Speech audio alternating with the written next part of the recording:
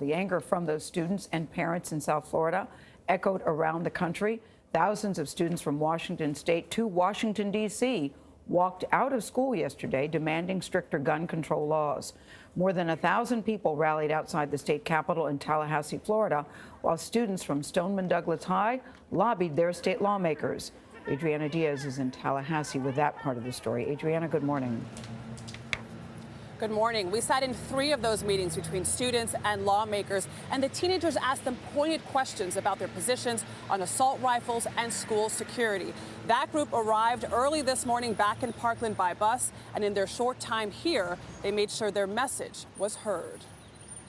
We're students, united, we'll never be divided. Florida State Capitol became the nerve center of a growing nationwide movement to end gun violence. There's a lot of talk about looking. When are you going to actually do any action? You have started something that is huge. Inside, survivors of last week's shooting held meetings with lawmakers, including Democrat Chevron Jones. You have my solid word that I will fight to make sure that we get something in their face to make them enforce the vote. I mean that.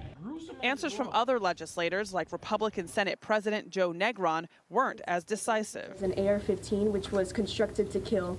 It's a military weapon. It's not meant for self-defense. I think that's an issue that we're going to look at as we work on developing a legislative response. Students were not deterred. We are coming after you. We are coming after every single one of you and demanding that you take action, demanding that you make a change.